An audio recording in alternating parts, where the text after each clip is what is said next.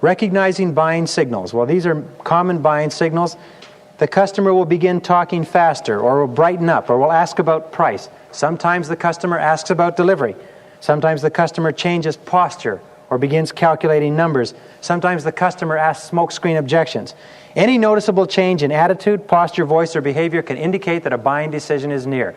When you sense that, when the person starts changing or fidgeting or calculating numbers, say, well, when would you like us to get started with this?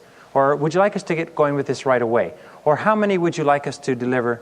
Or would you like us to deliver to your office or to your warehouse? Ask a closing question whenever you see the person beginning to change demeanor. Reasons why the close is difficult, we've talked about this before, but let's just review them quickly. First of all, the salesperson's natural fear of rejection. We're very, very uneasy about being rejected, so we're afraid to subject ourselves to a no. The solution to the fear of rejection is simply this: do the thing you fear, and then the death of fear is certain. Keep confronting what you fear over and over again. Keep asking for the order over and over again until you get to the point where you don't have a nerve in your body when it comes to the close. This is very, very important. The fear of failure on the part of the customer, fear of purchasing the wrong article, fear of paying too much, fear of criticism for making a wrong choice. Do you know how many wives hold off making choices because they're afraid of what their husbands will say? How many husbands because of what their wives will say? How many business people because of what their partners will say? Remember, this fear of being criticized for making a wrong choice is a strong, strong subconscious fear that holds people back. Human inertia, laziness, is a real block to making a change. People are comfortable, they're in their comfort zone doing what they've been doing up to now. Sometimes you can have a cheaper product, a better product, a more attractive product, but it's just not enough, it seems, to get that person to change from their current supplier. And that means you're going to have to work on them, and you're going to have to work, and you're going to have to come back, and you're going to have to keep giving them more and more reasons. The reluctance to make a decision, because the buying decision can be so emotional. We know that there's always stress at the point of a buying decision. Whenever we feel stress, whenever we feel it coming out of our comfort zone, we push away. And that's why you have to get past the close as quickly as possible, or often you'll be sunk.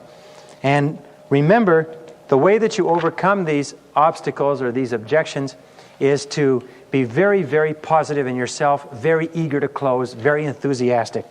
5 closing errors to avoid. Telling the prospect he's wrong, arguing, trying to win. Never, never argue with a prospect. Never tell them that they are wrong.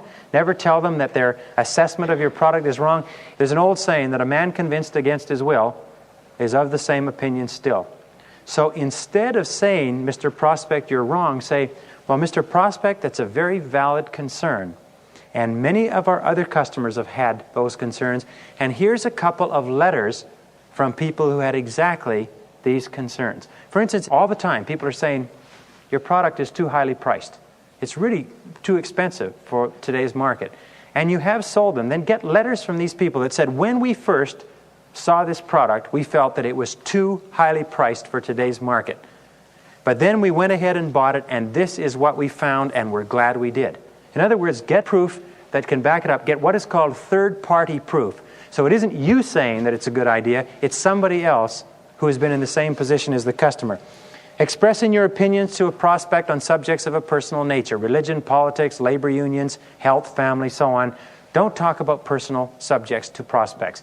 Even if they want to talk about them, skirt them very, very carefully, because you can get embroiled in a discussion that will lead nowhere.